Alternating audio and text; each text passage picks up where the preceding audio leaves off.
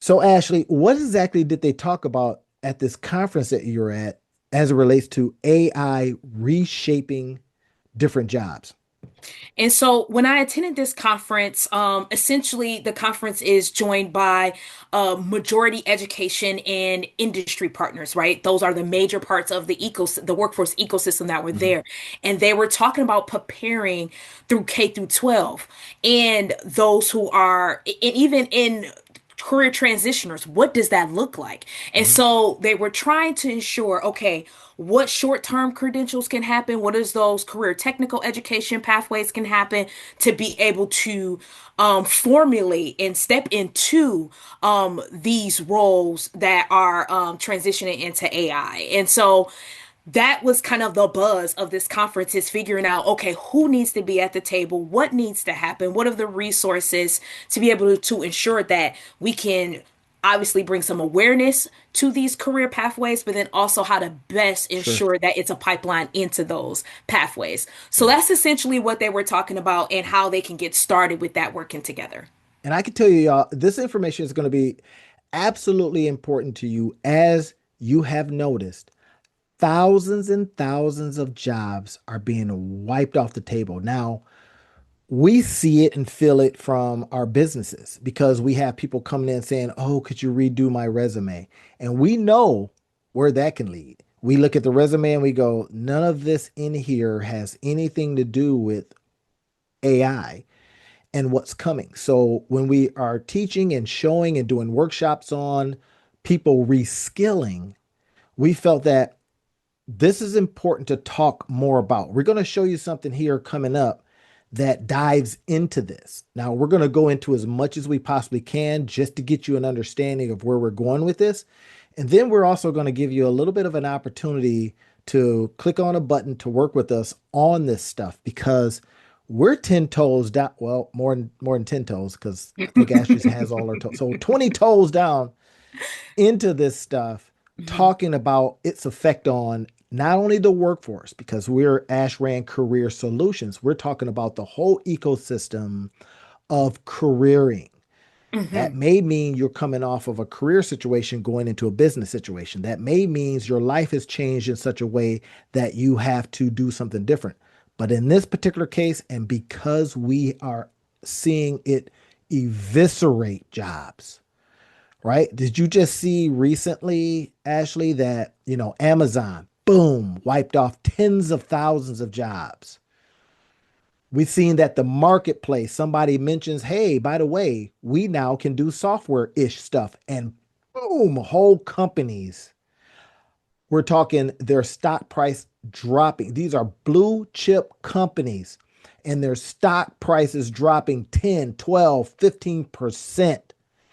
What happens when a CEO sees 10 to 15%, hundreds of millions of dollars wiped off their balance sheet? They say, we're not hiring. And by the way, we're firing. Yep. So, our talk for you today is about how can we think about and do something about it. So, I'm going to pull up the slides here right quick, y'all, and we're going to dive into this. If y'all ain't ready for this, I urge you to turn it off now. But if you are still out there doing your thing, getting after your money, can you see this okay, Ash? Yes. Getting after your money, this right here, this strategic workforce report. Now, listen, I'm going to be 100 with y'all. We were inspired by this Washington Post article that talked about AI reshaping the job market and 16 roles that it's created. So we're, standing on the shoulders of the Washington Post giants in this particular case. And let Mhm. me see if I can grab who actually wrote this article real quick. This article was written by Danielle Abrill. So we want to give credit to Danielle Abrill over at the Washington Post for writing this article. Now, get this article was written a while ago, y'all, but we're starting to see the effects of it right now. So listen, let's talk about this, Ash. The collaboration era. Now, Ashley and I are collaborating right now. We Yeah. do different things in our businesses, right? And if you Google Ashley, you'll see some of the stuff. You Google me, you can see a lot of the stuff that I do. Trust me, Mhm. because this is where we're at right now. We're talking about what is being created. How artificial intelligence is creating roles that amplify human potential. That should not scare you. That should inspire you. So as we think about this, let's start thinking about this paradigm shift. Now, again, you see chapter one because Ashley and I are always writing something, and we start off right with what would chapter one look like. That's why I like to frame stuff. If I were writing a Mhm. book, what would it look like? Anyway, so look at this, Ash. Mhm. Give us an idea. Go point by point, narrative, automation, and give us an idea of what you're seeing as you're at these conferences as well.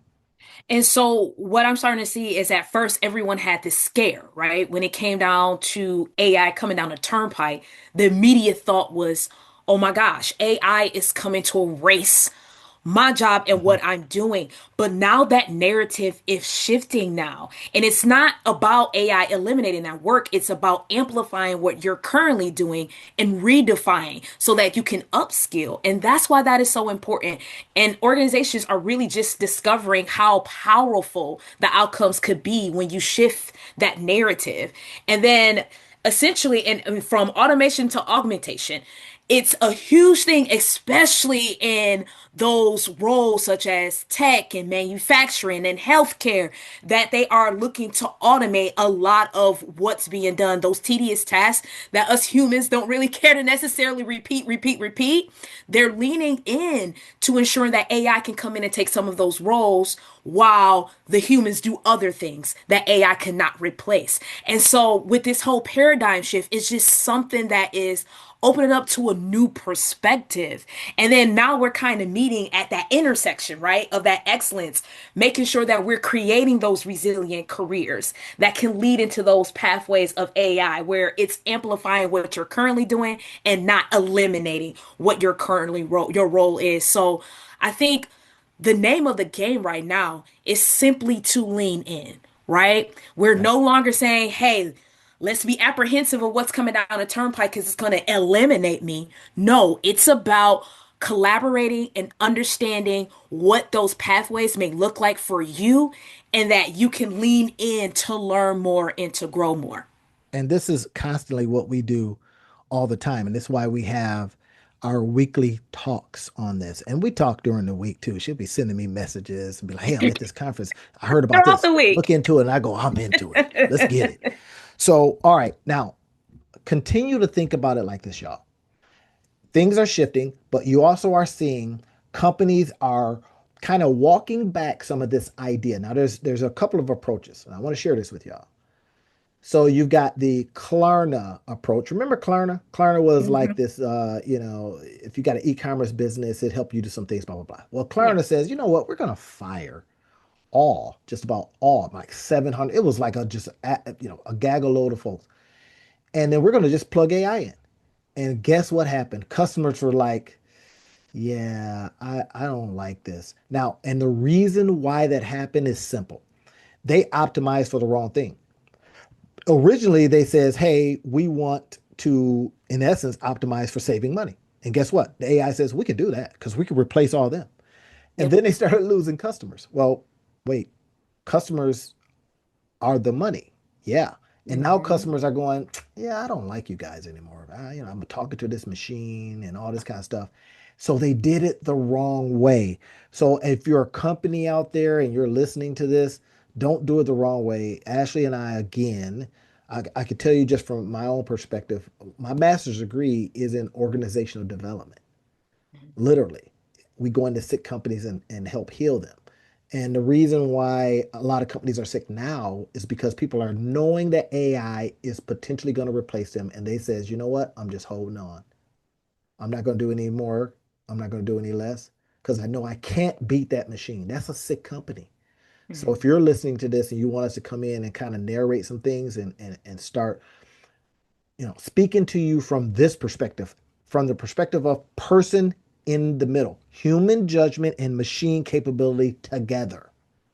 Again, we're inspired by that Washington Post article, man, that just lit a fire under, with this ideal in mind. So let's look at these operations, right? When you're thinking about your company, data operations, model operations, and then agent operations. Okay, wait. Data operations. all the functions, all of the pipelines, all of the quality assurance, that's within that. Question to ask: do I have a human role as the architects of context? That's it. Mhm. Guess what, Ash? They are not calling people prompt engineers anymore. That's dead because now you have agents that can do stuff Yeah. autonomously. If y'all know anything about OpenClaw, y'all know that Hmm. autonomously that thing will jack your whole company up, or it'll do some things with if you give it the necessary guardrails. Nobody's figured out how to guardrail it yet. But that is because agents can do stuff. And here's the point: they found that people wanted stuff done. Period. Period. Yeah. People were like, I want it, I want it, I want it. Why? Because they saw that it'll do what? Everything? Oh, yeah, I want that. So when we think about data operations, we want to have an idea that we have people in the middle, human Mhm. role, and then take the model operations, Ash, and look at this human role part. And with that human role too, like Randy, it's all about they're curating those experiences and guiding what Yeah. AI learns and how it applies Yes. to that knowledge. And so when it comes down to those model operations, the organizations, we have to understand where you want the machine and your employee to kind of meet in that middle to make sure that everything can kind of flow. And so it's about merging them together at this point. And if we don't give that to our agents, y'all, if we don't tell the agent, hey, here's our company culture. This is a big thing. I work with some people that are in leadership, development, and all that, right? And I'm telling them 100% start going after companies that don't know what to do with their leaders now that they got AI. Because the leader not only has to lead the people in the culture, but they have to have the people teach the machine culture. That's what they're Mhm. talking about here. Model operations, agent operations goes into a different idea. It is the human role is therefore directors of intent and oversight. Intent, wait, what? Yes, the intent. What did Klarna intend to do? Well, we intend to save money, but you didn't intend to have your customers say, you know what? We don't like you guys anymore. You're not who we thought you were. At first, you had 700 people talking to us. Now you got.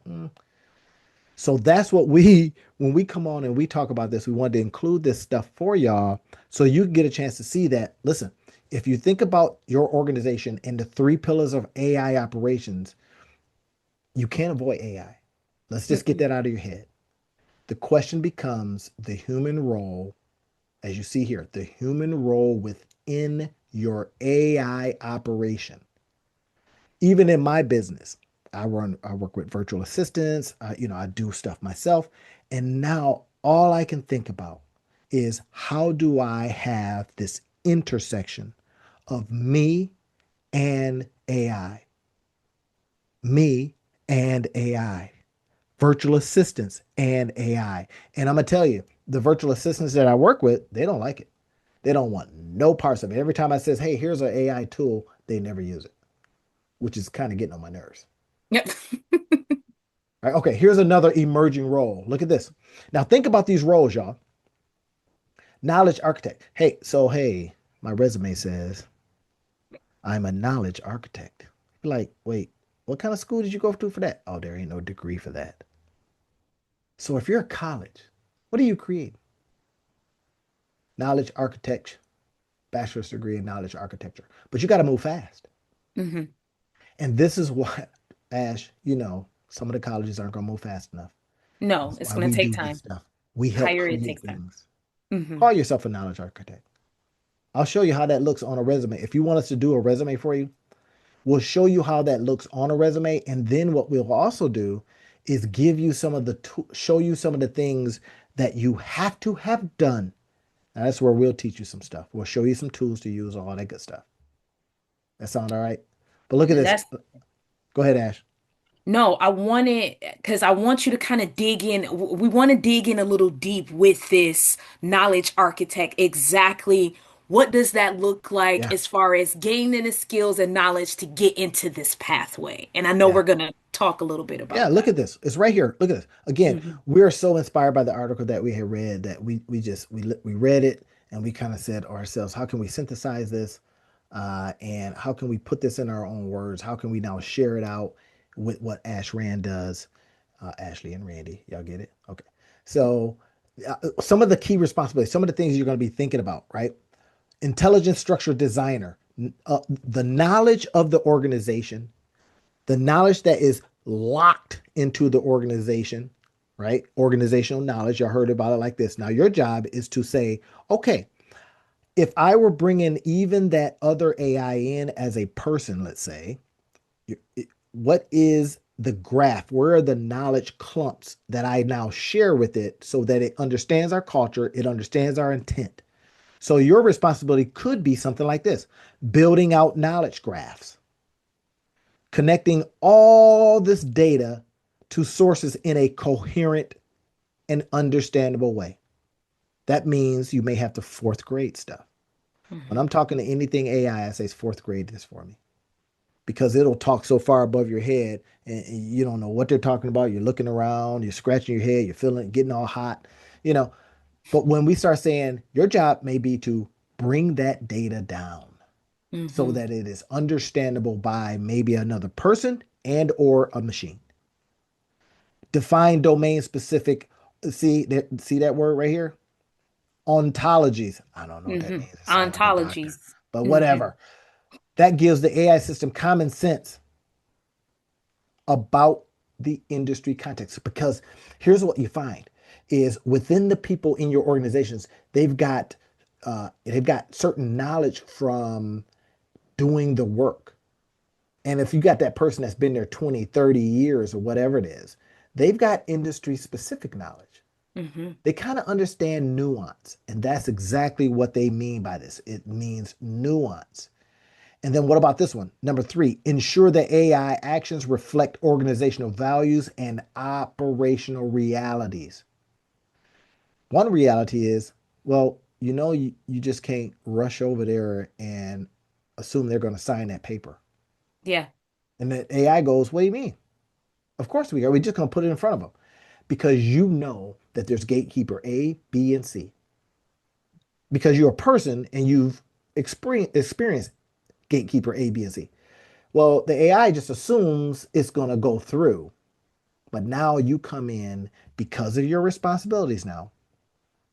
You're the intelligent structure designer, right? Or you're the director of knowledge architecture, whatever. Cool names, right? Yeah. Hey, what do you do Yeah. for a living? Well, I'm a knowledge architect. Architect. What? A Do knowledge they architect? Yes. a new pathway? So, Right? and I hire a bunch of intelligence designers. Now, that sounds good to me. I'm like, hey, I got a new title. Yeah. And then I And hire it people with sounds new like a titles. very lucrative role when you hear it. You're Yes. like, okay, that salary sounds nice. So y'all seeing it? So then you say, well, what is some of the responsibilities of these people? He says, well, they got to build graphs. They got to talk about, they got to be able to define specific ontologies. They got to be able to ensure that the AI is understanding culture. So now you go, it sounds pretty good. Mhm. So then we come along and we go, now we're going to go out there and we've done the research and we're going to show you where to get this knowledge, right? It may not be at the college because some of the colleges don't have that degree program yet, right? What professor they're going to hire for that? So, but now Professor A, B, C, or D out there, y'all seeing what we just did? We just showed you, hey, bone up your skills in something and then call yourself that and say, I teach this. And then you do a whole bunch of content around it saying, hey, here's what I can show you and demonstrate to you that I actually do. So y'all need to hire me as and give me a check. Yeah, that's it. Now, colleges, you're hearing it. You got to create whole different programs, whole different programs. All right. So now translate business requirements into structured knowledge representations. Ashley, this part right here, man, I was over in Notebook LM Okay. And I went over to Notebook LM because, hey, it does some amazing things. Google has just wrote Google is the place for specific things. Specific things Google can do well. Some other things, not so much. But knowing that, because you're working with these different AIs, you're working with these different LLMs, you're working with these different GPTs, you now know where stuff should be done. That's your Okay. job now. You are a determiner. So I was over there at Notebook LM and I said, hey, at Notebook LM, here's a bunch of things I want you to pull from. Man, it took a long time for it to gather it all, get it all. And it says, okay, we now have, a big brain based on all these sources. Okay. So when we start thinking about putting something into a structured knowledge representation, that's the kind of stuff we're talking about. And now that you have it, because you put it together, because guess what? You're an architect Hmm. of knowledge. And then your people that work for you are intelligent structured designers. I'm just saying. And they've done it. So here are some of the essential skills. Now we're telling you all this because, of course, we want you to call us up and go further because we've got more of this stuff. And we want to share it with you. We want to give it to you, send it over to you. Maybe you give us a couple of bucks for it. I don't know. Or if you want us to come in and talk to your organization about it, we'll do that too. But think about these skills, Ash: information architecture, domain expertise, systems thinking, semantic modeling. Now, I've heard of some of these, but a couple of them are new. Because And when if I they're think new, of that's possibility. information architect, I think about like information systems, you having at least that basic knowledge in information systems and Yes, connected that and just kind of yes, expounding on that to align with yes. AI. That's kind of what I'm thinking a little bit. I don't know what y'all thinking in the audience, but that was my first thought, just a little bit there. Sorry, Randy. Domain expertise. Hmm. Domain. I'm a domain expert. Wait, you mean like www.coms? No, I know everything about plumbing, or I know Mm, everything about a specific area, social work and its impact on so whatever, right? But now you have something that you can package. hmm. And if you want to work with us in a particular area, I'll show you some of the things that I do with people to help them package, repackage, and reformulate their knowledge. Because sometimes we have to take what was up here, bring it down, and make it relate to Hmm. systems thinking, information architecture. So we Ashley and I, we don't just do like resumes. Yeah. What we do is we make the resumes make sense. I don't do resumes, but I make them make sense so that they get you an outcome. All right. So here's a real world example: healthcare knowledge architect. Huh. I design this word Ontologies. to That, help yeah. AI systems understand relationships between, wait, what? Ain't that what a nurse does? Mm-mm. Uh, I'm a healthcare architect. I got an office. I uh, sit there and I make sure the relationship between this, and this gets you a better this. ah. Are y'all seeing it? So now listen, let that sink in a little bit. We're going to come off of Hmm. this. I want to stop sharing and have Yep. a specific conversation with y'all. I'm serious. And then we'll jump back in a second. But now, 3 slides in, what are y'all seeing? What are y'all sensing? So, Ash, if you were cold, you had no knowledge, you had no career, blah, blah, blah, right? I mean, no career. In other words, what you do right now for a living. Right, right, right. And you saw this and you know that you're 40, you're 41, you're 42, you still know that you got some years to work. Hmm. Not if you're 70, you might be getting a check already, Yeah, yeah. right? Not if you're 18 because you don't know what the world's about anyway. But you're that age where you're going, I may have to shift and pivot soon. What are you Hmm. hearing? And so, just to amplify that, to echo that, Randy, that's the exact feeling that I had looking at those first few slides because um, the shift as far as like, okay, now that I understand that AI is not going to eliminate what I'm doing, it only can amplify and it's creating new pathways that I have not heard before. How can I learn more?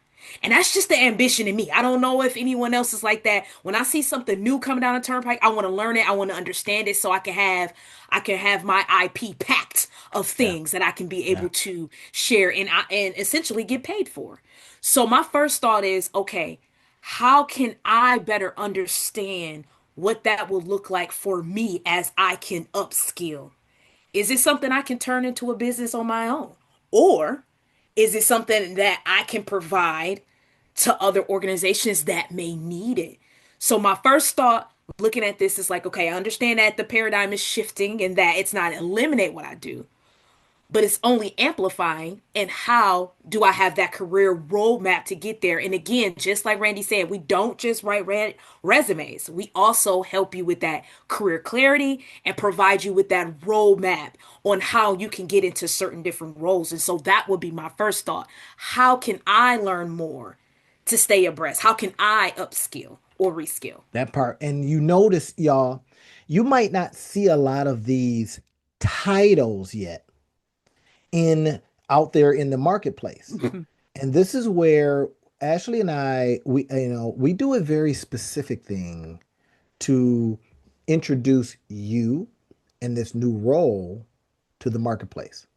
Now, I could probably go into it here, but I may have to keep that inside until you get inside if you're doing one of our courses or whatever you decide to, whatever level you decide to work with us. But I can tell you this very specific way we introduce you into the marketplace with this new title. And in fact, let me show you a couple of more, and then we're going to go ahead and give you an invitation to work with us in a very specific way. Mhm. So this one right here, look at this. Interaction orchestration, right? That's the big idea. So imagine if you're a collaboration experience engineer. Don't you love the fact that they put engineer? I I love don't I I don't love the pick up name. I trash. love the I'm a name. sanitation engineer. Ooh, I know. engineer. I love it. It Right, sounds, yeah. right. I love it, right? I don't fix machines. I'm a robotics engineer. Okay, whatever, bro. You juice up and oil up the machines. Yes, but I like the way that sounds. But look at this, the conductors of human machine symphonies. Now, let's break that apart. Hmm. If you've ever heard of the conductor, not the train conductor, but the one that does this. Now, the conductor kind of knows how to play all of the instruments, Yeah. but more importantly, they have an ear for how they should be played. That's it. Hmm. And I want you to be inspired today if you're in fields where you're saying, man, AI is going to eviscerate our field. Psychology, look at this. The collaboration experience engineer, core mission, design seamless trust building interactions between people and intelligent systems. Now, I don't know about you, but if you're used to be in DEI and you saw that for whatever political reason DEI got thrown out the window and teams with it, you cannot tell me that the work that you have done does not sound like this. Yep. Very much so. Very Trust similar. building interactions Hmm. between people and, oh my God, intelligent machines. So all you do all day long is show and share and help people get along with machines. Yes, this is where we're at. Yeah. I'm sorry. This is where we're at. So you might as well lean into it. This is beautiful, man. I, I'm really happy right now that I'm sharing this with y'all because if this isn't the quintessential idea behind pivoting, Hmm. reinventing, and redistributing what you do for a living, I don't know what is. So look at this. Ash, look at this. Why does this matter? Read that for us. Put your stank on it. Simple. Listen, it's simple here. Why does this matter? It's just ensure that the interface is the relationship, poorly designed interaction. So if it erodes trust and limit adoption, regardless of technical capability. So just making sure that the machine does what it does when it comes down to having that And people use it interaction because people and that will, they use they'll it. say, no, I'm not doing that. And No. they'll do it. You heard of the term quiet quitting, Yeah. right? Where people were just like, I'm out of here. And then that turn now that thing that quiet quitting has turned into people saying, I don't want to get out of here. Now it's like they're trying to hold on to as much as they possibly can. And they're going to resist this stuff. They're going to say, this machine is here to take my business, take my And, job. and then on top of that, too, Randy, just like we mentioned before, where some of that human interaction is needed, that they're allowing AI to step in. Some of the customers or the clients on the other side is like, nope, don't want to talk to them. And so this particular role is ensuring that it's giving off that human touch so that more clients can feel that they're talking to an actual person versus a robot. So we have some key responsibilities and then we have some essential skills. Now, what Ashley and I love to do is be able to go over here are responsibilities. Here's what you have done, your resume. Here is what you're going to need to do. And then what we do is match you up with different things that you can use. Mhm. That's it. What we then have made ourselves available to you to do is to help your company bring the people to an understanding. A colleges. Colleges, you're going to need to really start thinking about the kind of work going forward you're teaching people to do. Okay. Mhm. 20th century stuff, that's gone, man. It is. Industrial revolution stuff, gone, man. Because we're in a different kind of revolution. We're into a point where agents can do the work of them. So where do they go?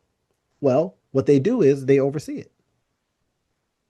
That human in the middle. There was a big AI company who is in a really big fight with the government. I'm not gonna say who, because Yeah. you know by this recording it could be that other company that's now in a fight with them. I'm gonna just say, and the reason why is the big AI company says we do not want you to use our thing if you do not have a human in the middle. Mm. We will not let you use this autonomously.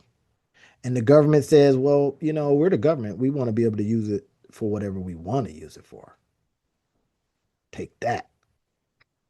And from that came the fight. So they Mhm. says, okay, fine. You can get out of here. And any other company that uses them, y'all out of here too.